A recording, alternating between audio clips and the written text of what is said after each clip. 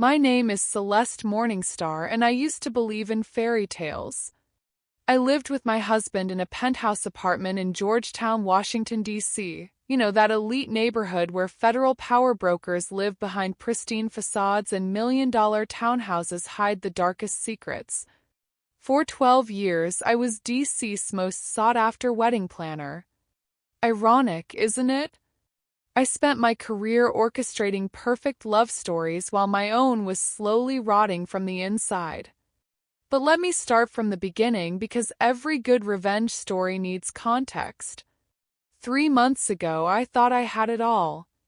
A thriving business called Eternal Moments, a stunning home overlooking the Potomac River, and a husband who I believed loved me more than life itself.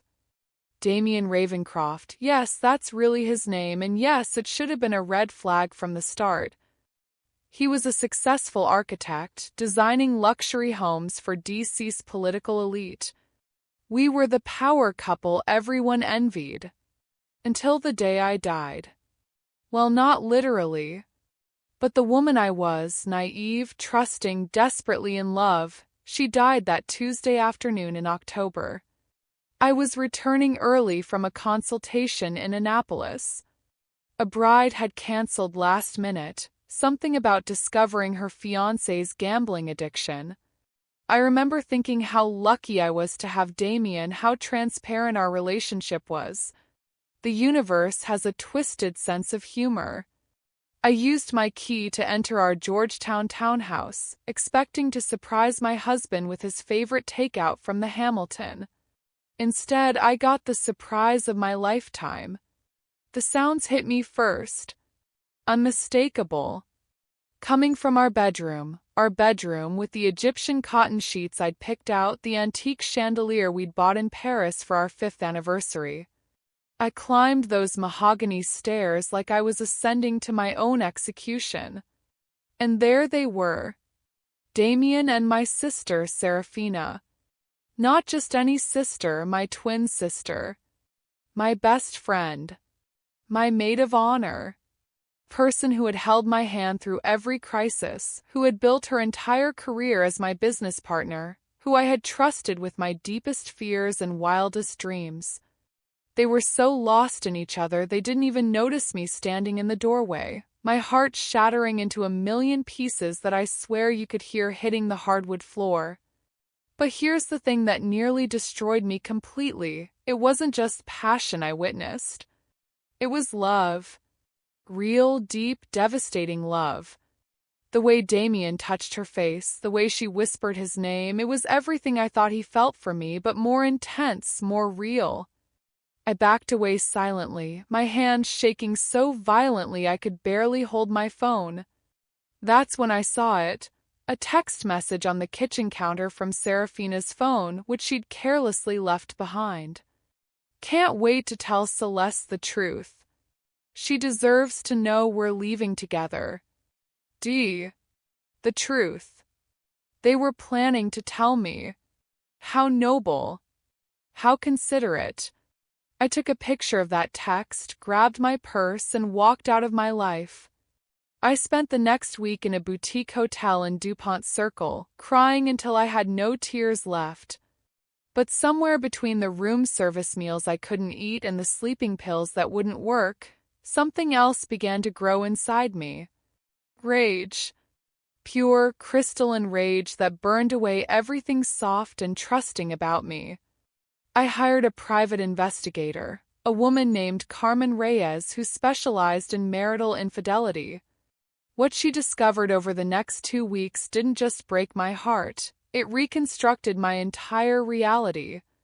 Damien and Serafina's affair hadn't been going on for months. It had been going on for years. Since before Damien and I got married. Carmen showed me hotel receipts, restaurant charges, even vacation photos they'd been careful to keep private. While I was planning other people's dream weddings, my husband and sister were living their own secret love story. But the deepest cut was yet to come. "There's something else," Carmen said during our final meeting at a quiet cafe in Adams Morgan.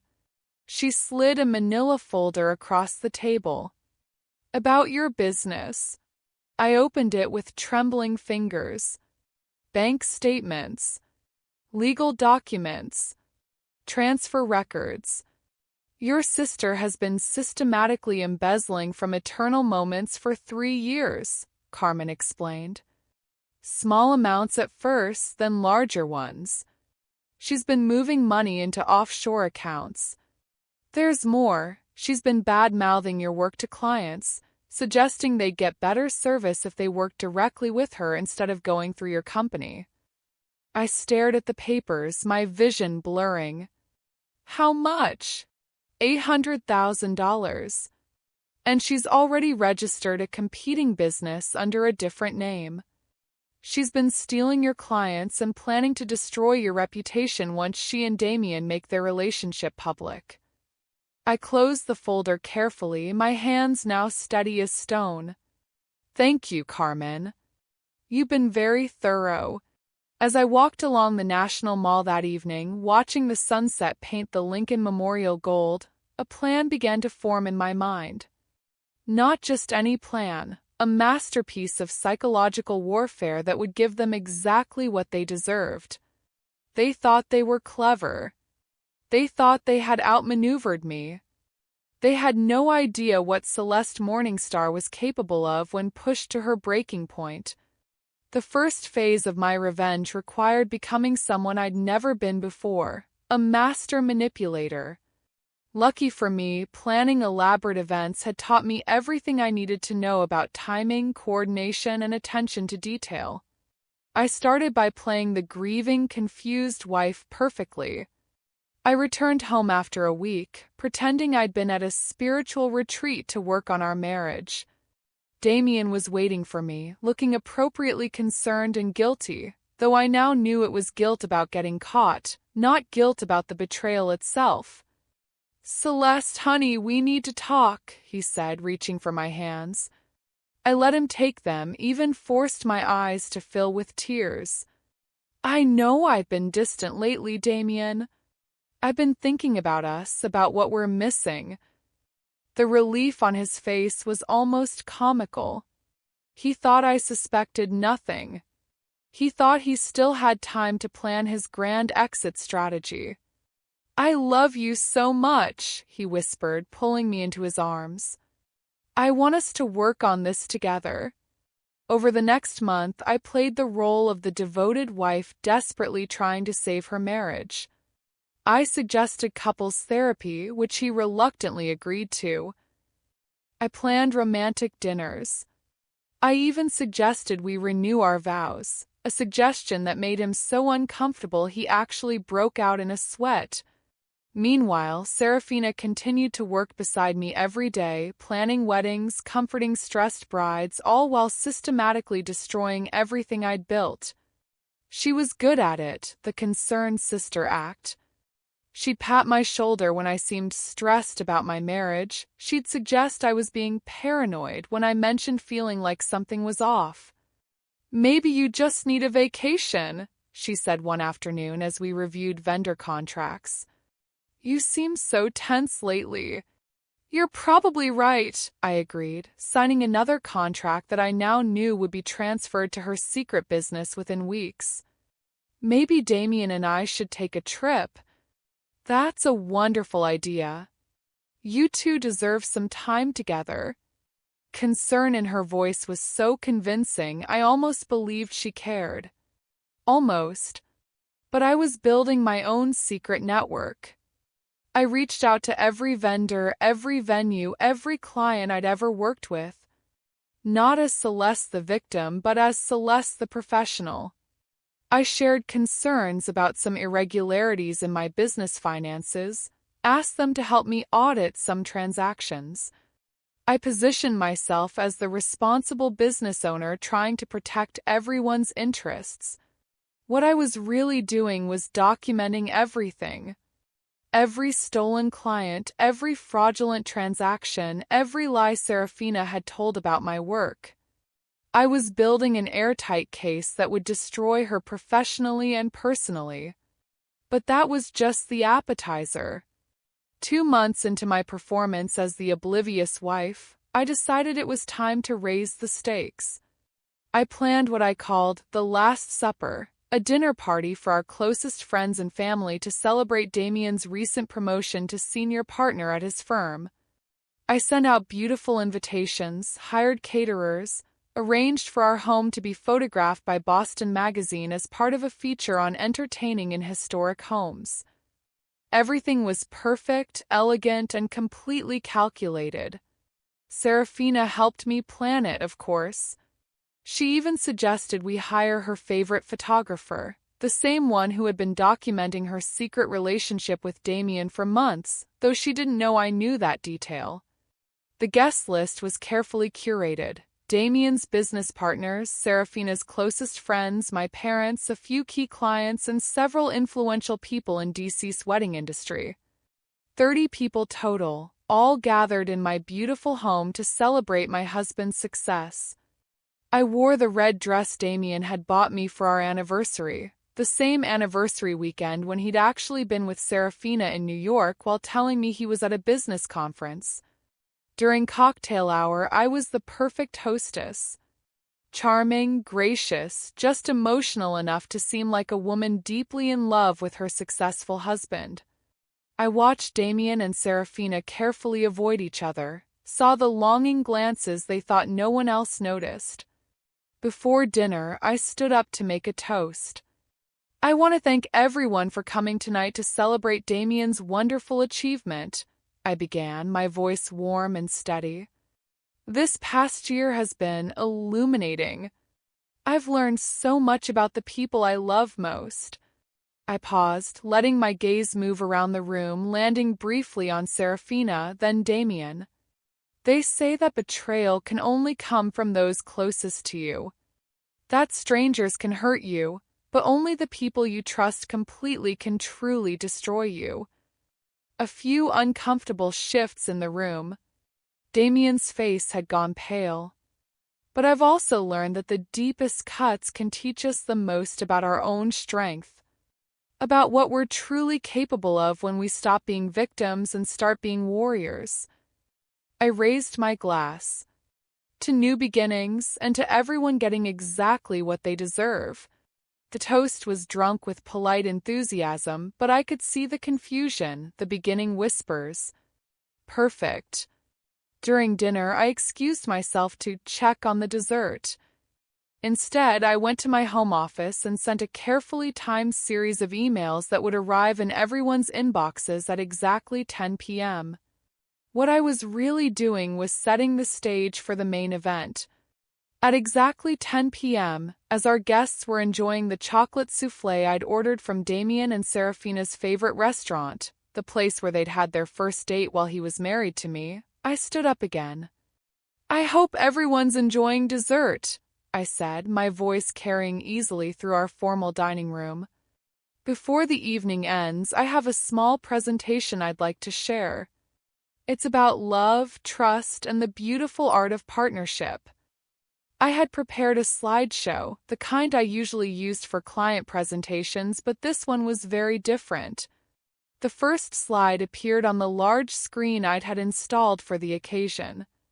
For those who don't know, I've spent 12 years helping couples celebrate their love stories. I've always believed that the foundation of any great relationship is honesty.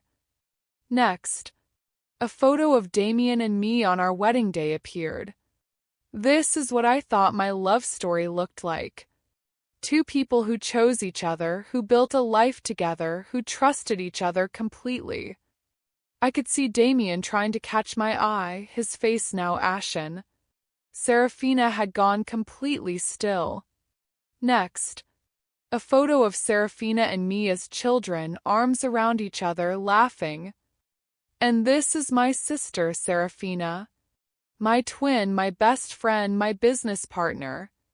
The person I trusted more than anyone else in the world. The room was now completely silent except for the sound of my voice. But sometimes love stories aren't what they appear to be. Sometimes the people we trust most are living entirely different stories. Stories we're not invited to read until the very end. Next, a hotel receipt, clearly showing Damien Ravencroft and Serafina Morningstar checking into the Ritz-Carlton dated 2 years ago. Gasps around the room. I saw my mother's hand fly to her mouth. This receipt is from a weekend when Damien told me he was at a conference in Chicago, and Serafina told me she was visiting her college roommate in Vermont. Next, another photo, this one from Carmen's investigation, showing Damien and Serafina kissing on a private balcony in Rehoboth Beach. This was taken just 2 weeks ago during what they thought was a secret weekend getaway to Rehoboth Beach, while Damien told me he was visiting his mother in Richmond. I clicked through slide after slide. Bank records showing the embezzlement, client emails proving Serafina's sabotage of my business, surveillance photos Carmen had taken over the past 2 weeks documenting their ongoing affair. The room had erupted in shocked whispers. Damien stood up abruptly, his chair falling backward. "Celeste, stop this. Please, let's talk privately." "Sit down, Damien." My voice was ice-cold steel. "You forfeited the right to privacy when you decided to humiliate me in my own home, with my own sister, for 3 years. He remained standing, looking around the room desperately. Several guests were already gathering their things, clearly uncomfortable.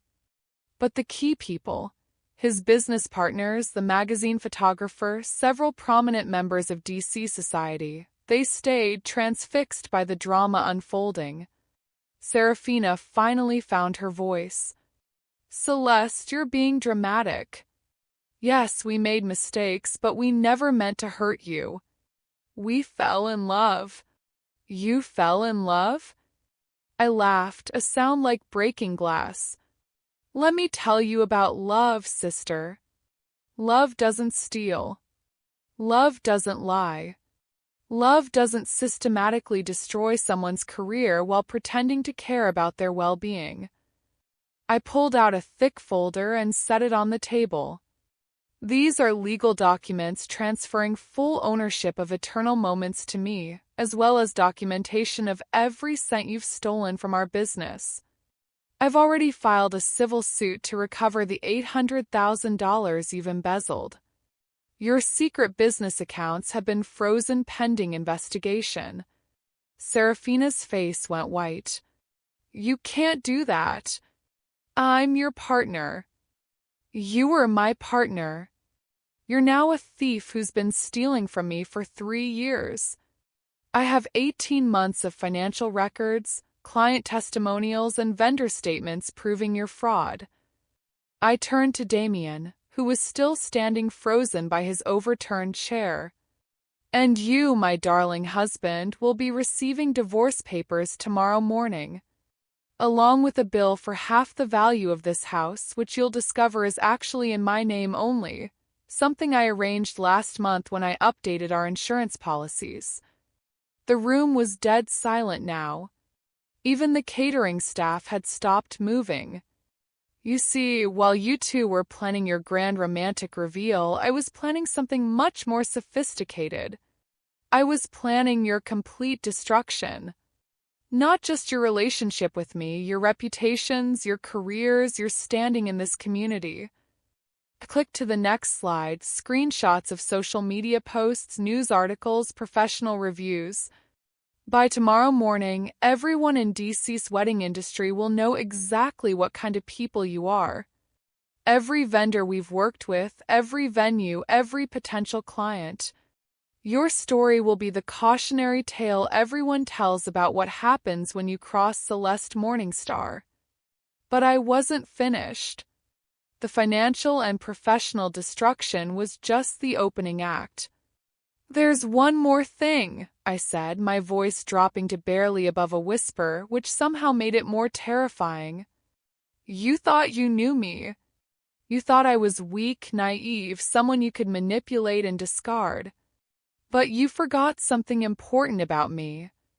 I paused, letting the silence stretch. "I'm very, very good at my job. And my job is creating unforgettable moments that people will remember for the rest of their lives." I pulled out my phone and opened a live stream that I'd been secretly broadcasting to my business social media accounts with over 50,000 followers in the wedding industry. This entire evening has been live-streamed to my professional network. Every word, every revelation, every moment of your humiliation. It's been watched by potential clients, competitors, industry publications, and social media influencers. By tomorrow, this will be viral across every platform. The horror on their faces was exquisite. But even that's not the masterpiece, I continued. The masterpiece is this: I'm leaving DC. I'm relocating my business to Los Angeles, where I already have a client waiting for me. A client who happens to be a major Hollywood producer who's planning a wedding that will be featured in Vogue, Town & Country, and People magazine. I clicked to a final slide. A contract signed with my new client, a check for a $250,000 retainer, and photos of a stunning Malibu venue. While you're trying to rebuild your destroyed reputations in DC, I'll be planning the wedding of the year on the West Coast. And every time someone Googles my name, they'll find this story, not as a tale of betrayal, but as a masterclass in how a woman can rise from betrayal to build something even better. I closed my laptop and looked around the room one final time. The beautiful thing about revenge, I said, is that when it's done right, it doesn't just punish the guilty, it liberates the innocent. Tonight, I'm not just getting even. I'm getting free. That was 3 months ago. I'm speaking to you now from my new penthouse in Santa Monica, overlooking the Pacific Ocean. The producer's wedding was everything I promised it would be. A $2 million celebration that was featured on the cover of Vogue and launched my West Coast business beyond my wildest dreams. Damien and Serafina? They're still in DC, still together, but their fairy tale ending turned into a nightmare. His architectural firm dropped him after the scandal. Apparently, wealthy clients don't want to work with men who publicly humiliate their wives. He's now working for a small residential contractor, designing kitchen renovations instead of luxury estates. Serafina lost every wedding industry contact she had. No vendor will work with her, no venue will book her, and no client will trust her. She's working as a retail manager at a department store in a suburban mall, a far cry from planning society weddings. They got their love story, just not the version they expected. They're together, but they're broke, professionally ruined, and socially ostracized. Every day, they get to live with the consequences of their choices, watching their world grow smaller and smaller while mine expands beyond anything I dreamed possible. The best part of this revenge mission? I never broke any laws. I never resorted to violence or illegal schemes. I simply used the truth, their own actions and choices, to give them exactly what they deserved. Sometimes people ask me if I feel guilty about destroying 2 lives so completely. But here's what I tell them: I didn't destroy their lives. They destroyed their own lives with their choices. I just made sure there were consequences. Because in the end, the most satisfying revenge isn't about causing pain, it's about creating justice. Showing people that actions have consequences, that betrayal has a price, and that sometimes the person you think is weak is actually the strongest person in the room. My name is Celeste Morningstar, and I used to believe in fairy tales. Now I know something infinitely more powerful. I know that the person who looks broken can be the most dangerous one in the room. I know that victims don't have to stay victims. And I know that sometimes the best revenge isn't getting even, it's getting everything. They thought they destroyed me. Instead, they created a masterpiece. And what a beautiful, devastating masterpiece it is. If you enjoyed how Celeste Morningstar transformed from betrayed wife to unstoppable force, and believed her systematic destruction of Damien and Serafina was the most perfectly orchestrated payback ever delivered, consider subscribing to the channel. Ring the notification bell to get notified of new revenge stories I upload every day. Trust me, you don't want to miss these tales of justice, betrayal, and the sweet satisfaction of getting everything you deserve. Thank you for watching and see you in the next one up on your screen right now.